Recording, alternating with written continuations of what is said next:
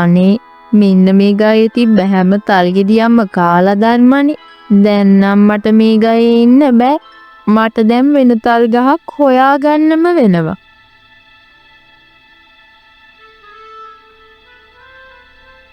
අනේ අර තියෙන්නේ තල් ගායේ ගෙඩි පිරීලා. ඒත් ඒක තියෙන්නේ ගෙදරක් ඇතුළේනේ. ඒකට මොකක් වෙනවද? මට ඕන තල් ගෙඩි කන්නනේ.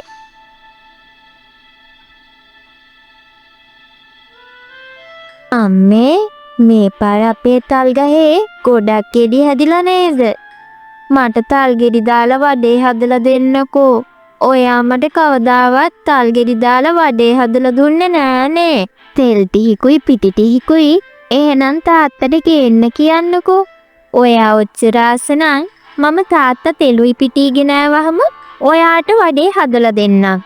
එහෙනම් පුතේ ඔයා ටිකක් සෙල්ලම් කරන්නකෝ. මම ගෙට ගොහිල්ලා මොන හරි ටිකක් හදලා ගන්නම්. දැන් තාත්තත් හොඳටම මහන්සි වෙලා බඩගිනි වෙලා නෝ එන්නේ. අම්මෝ මේ වයි තියෙන රස.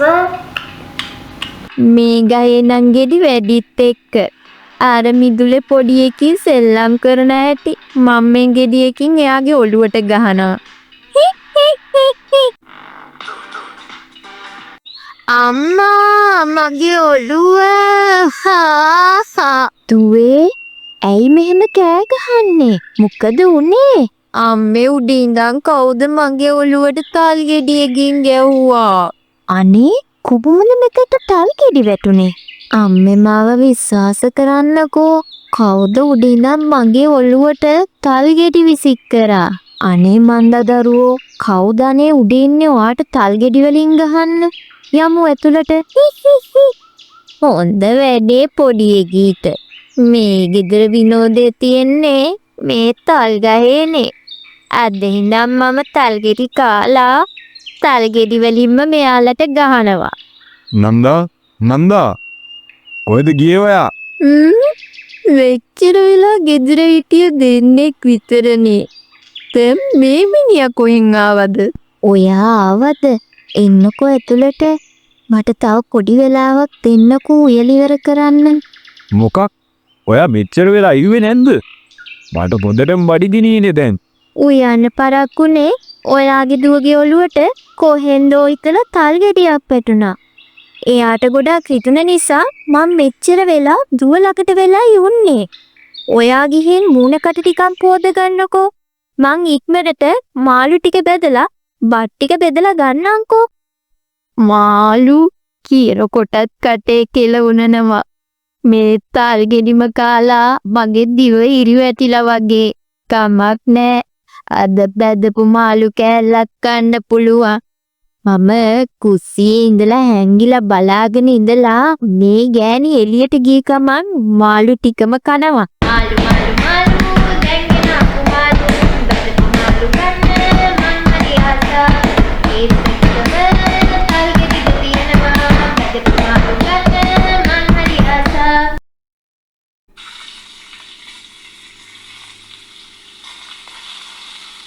මාළු ටික නම් බගලා ඉවරයි. ගිහින් එළියේ තියෙන භාජන ටික ගෙන කෑම ටික බෙදලා ගන්න ඕනේ.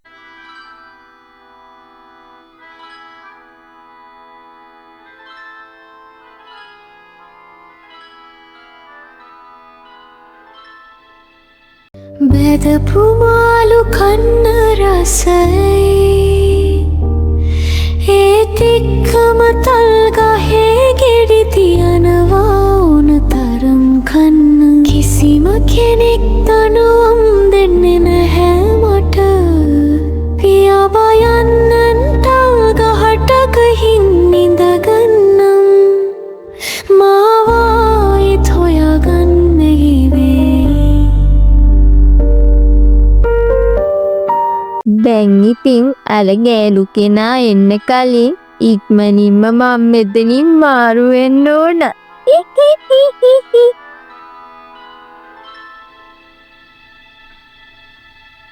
අනේ දෙයියනේ මම මේ මාළු ටික බෙදලා මෙතනින් තියලා ගියා විතරනේ. දැන් බලද්දි එක මාළුවෙක්වත් නැහැනේ මෙතන. මොනවද ඔයා කියන්නේ?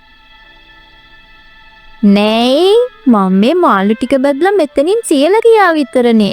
දැන් එක මාළුවෙක්වත් නැහනේ. මොනවද කියන්නේ ඔයා? අන්න අර ජනේලේ ඇරලා තන. එතනින් පූසෙක් ඇවිල්ලා මාළු ටික කාලයක් නැති. ඔච්චර නුසෙට ගිල්ලෙන් වැඩ කළා හරියනවද? මට නම් හිතෙන්නේ මේක පූසෙක් කරා කියලා. මේ විදියට එකපාර මාළු ටික අතුරුදහන් වෙන්න එක්ක මෙතන බහිරවෙක්වත් ඉන්න ඕනේ.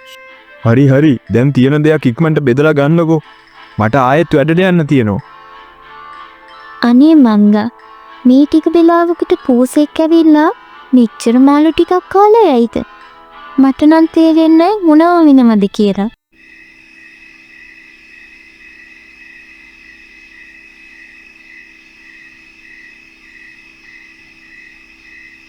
ගෙදර හැමෝම හොඳටම නිදි වගේ.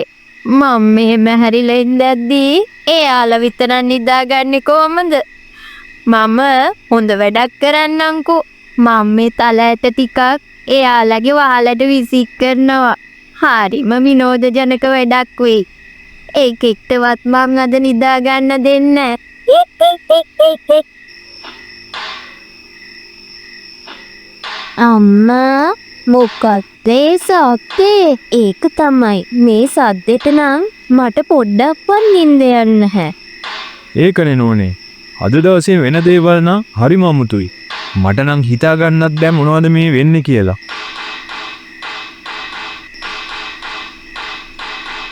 ඉන්න මං එළියට ගිහින් බල්ලා එන්න. මේ තරම් තල්ගෙඩි කොහෙන්ද වැටෙන්නේ? ගහට හොරෙක්වත් නැගලා. නැත්තම් වවුල්ලු කනවද? ඉන්නකො හෙට උදේම මම මේ ගහේ තියෙන ගෙල් ටික ඔක්කොම කඩලා දානවා.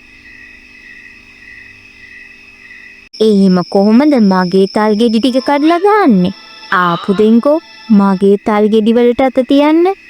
මං ඔයාලගේ ගෙදරම පොඩි කරලා දානවා.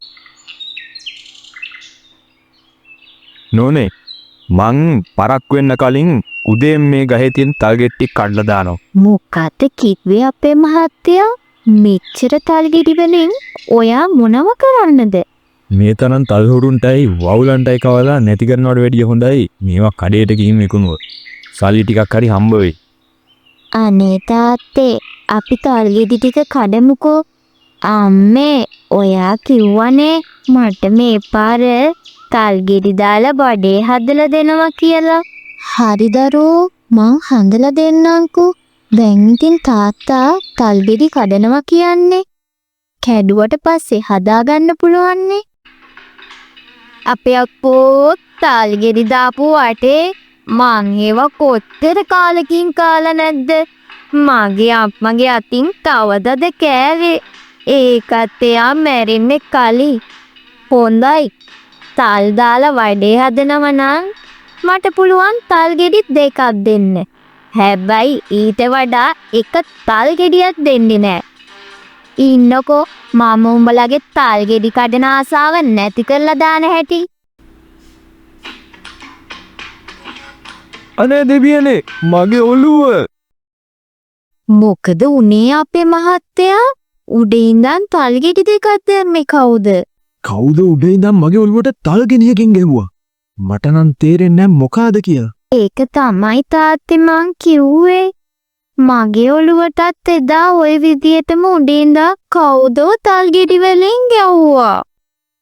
අපේ මහත්තයා ඕම් මං කිව්වා ඔයා හැම අය ඔය තල් ගහේ පඩ ගන්නව හැම නෙවෙයි. ඕන්නම් වවුලෝ කාවි නැත්තම් කුරුල්ලෝ කාවි. තල් ගඩන්න ගිහින් මට ඔයාව නැති කරගන්න බැහැනේ. දැන් අපි ඇතුළට යමු. අප්පා තල් වඩේවල කුසුඹ මයිකෙල්ලට අදන හිතේ හැටියට වඩේ කත හැකි. මේ වඩේවල සුවදට මගේ බඩේ ඉන්න පණුවොත් බොක්සින් ගන්නවා වගේ. මොනවද දන්නේ ඒගොල්ලෝ හිතන් ඉන්නේ. අද වඩේ ටික ඔක්කොම කන්න වගේ. මං ඉන්නකන් එහෙම කරන්නේ කොහමද? අද මේ වඩේ ටික ඔක්කොම මගේ බඩේ තමයි ඉතින්.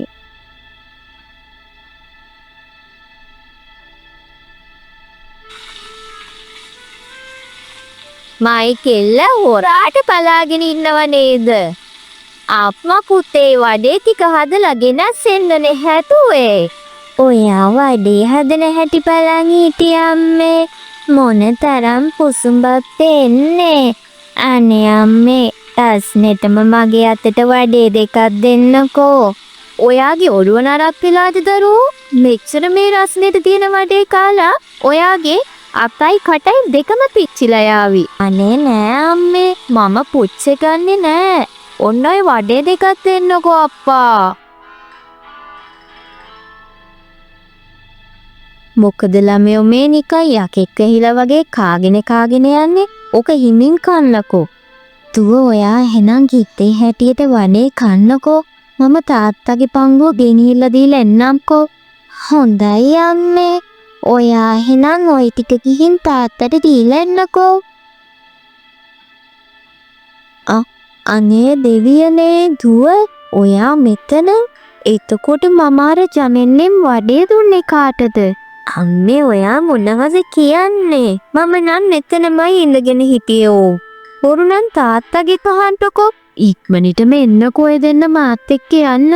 මම ඇත්තමයි කියන්නේ. කුසියේ අපේ දුව වගේම පිනුම තියෙන ගෑනු ළමෙක් ඉන්නවනේ. මොනවා? මොකද්ද මේ මන් දකින්නේ? යක්ෂණියක් නේද? සද්ද කරන්න එපා. අපි යාව දැක්ක කියලා දැනගත්තොත් එයා අපිට කරදර කරයි. අපි ගේ ඇතුළට යමු. ඒ කියන්නේ මේ දවස් දෙකේම සිදුවෙච්ච මේ අමුතු දේවල් ඔක්කොම කරන්නේ මේ යක්ෂණිය. ඔව් තාත්තේ. ඒ කියන්නේ එදා මම සෙල්ලම් කර ඉන්නකොට මගේ ඔළුවට තල් ගෙඩි දැම්මෙත් එයා. ඔයාගේ ඔළුවට තල් ගෙඩි දැම්මෙත් එයා. දැන් අපි මොකද කරන්නේ තාත්තේ? බය වෙන්න එපා. මම දැම්මම අපේ තාපස්තුමා ළඟට යනවා. එයා ගාව අනිවාර්යෙන් මේකට විසඳුමක් තියෙන්නේ.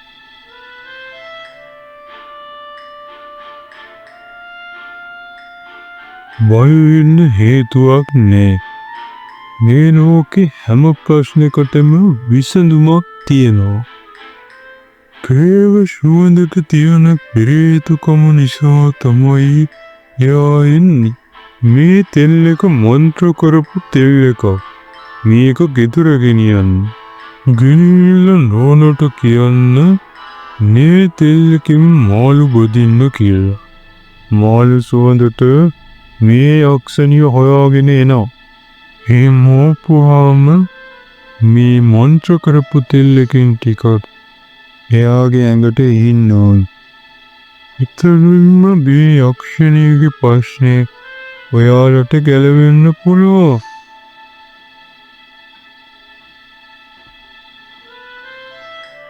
අද තමයි මේ යක්ෂණී මගෙන් පාඩමක් ඉගෙන ගන්නේ. අප්පා අදත් මාළු බදිනවා වගේ. මාළු පුසුඹේ බෑ. යන්න ඕන ගිහින් මාළු කාලෙන්න. අම්මා ඔයාදත් මාළු බදිනවා වගේ. මටත් මාළු වෙත් දෙන්නකෝ. ඉන්නකො මයිදුවට මාළියෙක් දෙන්න. මෙන්න යක්ෂණියේ මාළු. ඔහේ හිතුවද අපිව හැමදාම රවට්ටන්න පුළුවන් කියලා. මොකද්ද ගෑණියේ මේ කරේ? මාව පිච්චෙනවා. අයියෝ පට මේ මොකද්ද වෙන්නේ? අනේ මගේ මුළු ඇඟම ගිනි ගන්නවා. අම්මේ ආයිනන් අර යක්ෂණියගෙන් අපිට තල් ගෙඩි වලින් ගුටි කන්න වෙන එකක් නෑ නේද? නෑ මයි පුතේ.